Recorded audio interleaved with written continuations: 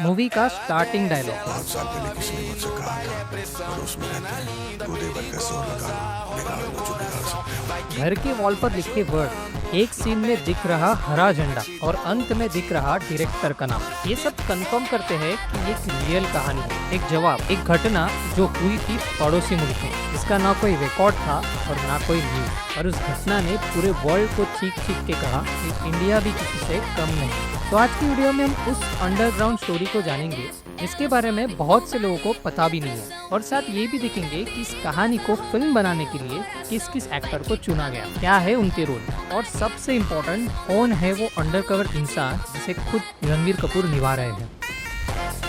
Trailer शुरू होता है आर महादेवन के डायलॉग से। बहुत साल पहले किसी ने मुझसे कहा था, पड़ोस में रहते हैं, गोदे भर का जोर लगा लो, बिगाड़ लो जो बिगाड़ सकते हो। ये डायलॉग एक मैसेज था जो पड़ोसी मुल्क के आतंक की तरफ से आया था, क्योंकि इससे पहले इंडिया में हुए थे हमले, जैसे दिसंबर 2000 का ट्रेड फोर अटैक, 2001 का जम्मू कश्मीर असेंबली अटैक, फिर 13 दिसंबर 2001 का पार्लियामेंट अटैक, और फिर हुआ अक्षरधाम का टेम्पल अटैक। यानी ये डायलॉग हमें इशारा है, और यही से शुरू हुई इस फिल्म की कहानी। इस कहानी के कर्ता धर्ता थे national security adviser Ajit Kumar Doval, जिन्हें इंडिया का जेम्स बॉन्ड कह के नवाजा जाता है, और इन्हीं जेम्स बॉन्ड का फिल्म में रोल कर रहे हैं आर महादेवन। जिनको नहीं पता उनको बता दूं कि अजीत डोवल रिपोर्टेडली 7 साल तक पड़ोसी मुल्क में धर्म बदलकर अंडर कवर रह रहे थे। सिर्फ कुछ ही ऑपरेटिव्स दुनिया में ऐसे हैं जो इतने लंबे समय तक दुश्मन के घर रहे और पकड़े भी नहीं गए। उन्होंने वहां रहकर इंटेलिजेंस गैदर की और टेरर हब्स में डीप ह्यूमन रिसोर्स एस्टेब्लिश की, ताकि आगे जाकर इंडिया में हमले बनने से पहले ही रोक दिए जाए। यहीं से शुरू हुआ एक प्लान,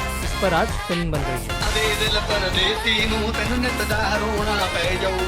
तो सबसे पहले बात करते हैं इस फिल्म के कास्टिंग की, जिस पर मेकर्स ने खास करके जोर दिया है। जैसे Sanjay Dutt as a police को, जो अपने मुल्क में हो रहे आतंकी के खिलाफ आवाज उठाते हुए दिखेंगे। इसके बाद अपना लीड एक्टर डेब्यू कर रही है सारा अर्जुन, जो सिर्फ 30 साल की है, एक हाईएस्ट पेइंग चाइल्ड एक्टर जिसने मोस्ट ऑफ तमिल और हिंदी फिल्मों में काम किया है। ये वही चाइल्ड एक्ट्रेस है जिसने पोलिन सेवियन में ऐश्वर्या राय के बचपन का रोल किया था। अब इस 20 साल के बच्चे के साथ रणबीर की केमिस्ट्री स्क्रीन पर कैसे दिखेगी, ये चैलेंज तो मेकर ने उठाया है, क्योंकि हर कैरेक्टर अलग लग रहा है। इनमें से कुछ एक्टर ऐसे भी है जिन्हें एक लुक में पहचानना मुश्किल है, जैसे कि अर्जुन रामपाल। इनका कैरेक्टर इंस्पायर्ड है अबू सब्जर से, एक टॉप स्कूल कमांडर जो लॉजिस्टिक, प्लानिंग और फायर आर्म ट्रेनिंग में डीपली इन्वॉल्व था। लेकिन इसके जैसा एक और था, अबू तोरारा, साउथ कश्मीर का एक सीनियर हिजबुल मुजाहिदीन रिक्रूटर, जो मेनली यूथ को रिक्रूट करने और इंडियन आर्मी के कन्वेंस पर अटैक कोऑर्डिनेट करने के लिए जाना जाता था। और इसी रोल से इंस्पायर होकर फिल्म में अक्षय खन्ना की कास्टिंग की गई है, one of the most underrated actress.